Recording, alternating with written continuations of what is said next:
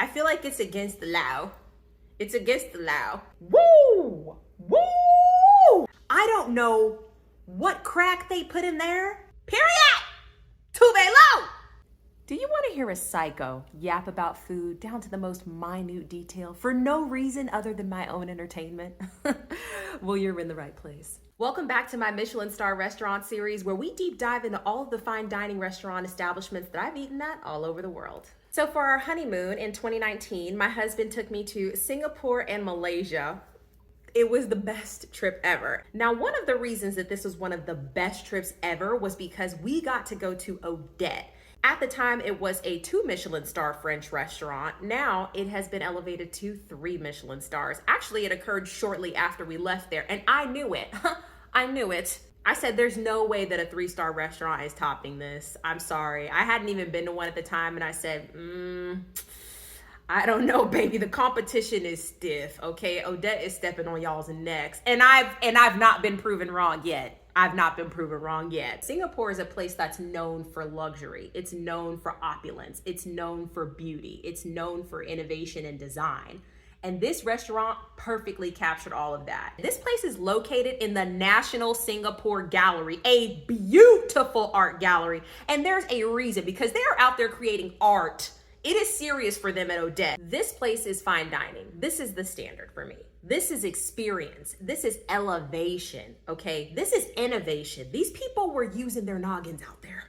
They weren't just throwing shit on a plate and doing shit for shit's sake and pulling shit from the ceiling and all these goddamn party tricks. Every single dish is crafted with intention. Those people in that kitchen were cooking for their lives. Somebody was back there fighting for their lives, okay, baby? And they were winning. They were living to fight another day, because these plates were beautiful. The flavors were beautiful. The service was excellent. The ambiance was fantastic. There was not a single petal out of place, baby. Every single plate was drop dead gorgeous. You'll see.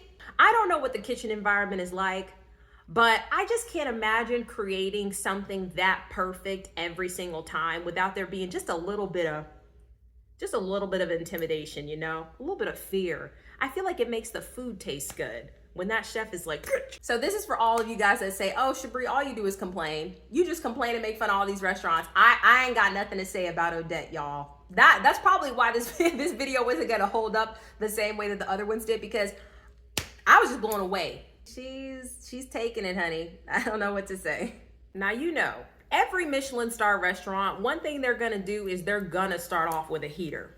That's one thing they can guarantee you. No matter where you go, you're gonna get an appetizer, a little small bite that's fire. I've yet to experience a restaurant who has not presented me with something delectable to get your palate started. Odette is certainly no exception. They started off with some very delicious appetizers. The tuna tartare was very good. Very yummy, Asian-inspired flavors. I mean, you really can't go wrong with a little tuna bite. It was pretty standard, delicious, perfect, no notes.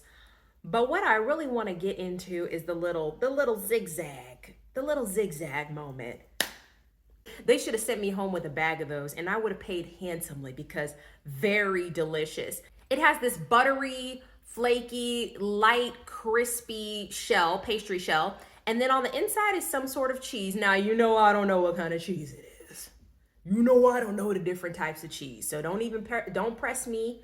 I don't know. It was just good, and it tasted fancy. That thing was phenomenal, y'all. It was like a rich bitch Ritz Bits. Hey! A rich bitch Ritz Bits! Or something like that. I don't fucking know. I could have unhinged my jaw and y'all could have just brought out a platter and just lowered it, about 100 of them, just sliding down the gullet, okay, off rip. That could have been the meal, and I would have said, here's $300, thank you, goodbye. It was perfect. Y'all think I'm out here playing? You can go ask my husband. I have not stopped talking about this mushroom soup paired with this mushroom brioche to this day, baby.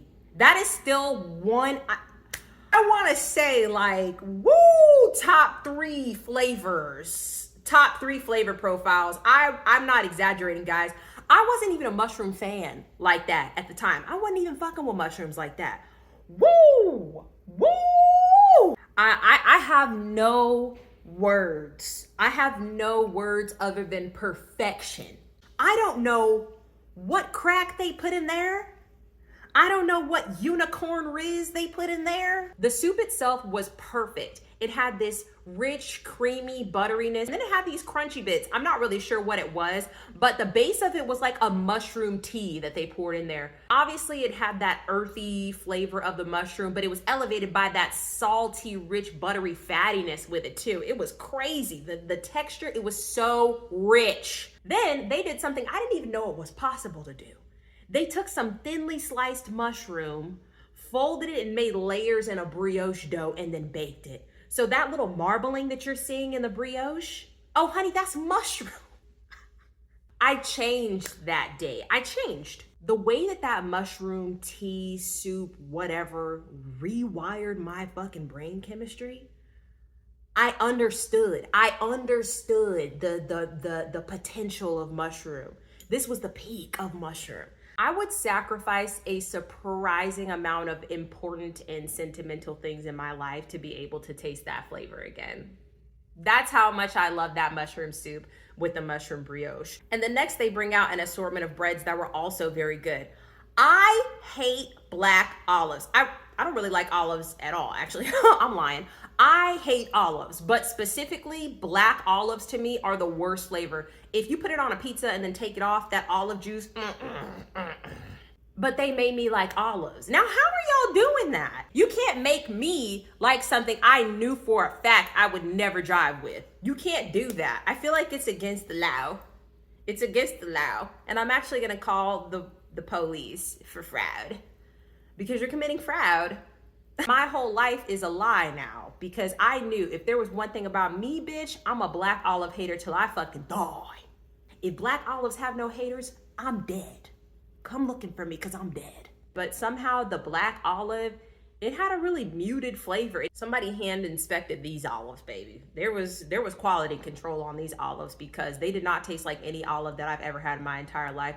And they were the most delicious thing ever. So that bread, fire. And then on the other side, there was a truffle swirl bread that was very delicious too. And you see that butter?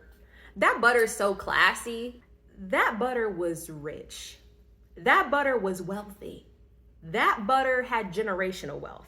That butter's family exploited some people to amass a fortune back in the day that is now translated into generational wealth because, honey, the French don't even play about their butter. Period. Period! Tout low. Period, poo. They don't play about the butter, okay? Okay, now we start getting into some of the real food. I wish I had taken a better picture of this because it actually has like a little foam that's kind of hiding everything, but it had something in it that I couldn't eat. My husband's did, but anyway. So it's sea urchin with obviously caviar because green apple, prawn tartare. This was a delicious combination of flavors. Just a great first bite. They also served us with a little uni toast. Now, to be honest, I don't fully remember what these flavors were, but just look at the presentation. This scallop was, first off, huge. I mean, like, it was honestly like massive. I don't know where they're sourcing these scallops from. Atlantis. I think they said Norway, but so delicious. So it's on a bed of this like horseradish cream foam kind of thing. And then the little green dollops are dill mayo with little pieces of dill. Look at that plating. These are people that are not fucking around. This is picture perfect. They wanted you to know you're not at any old establishment. Look at every single piece of dill that's placed on those dollops.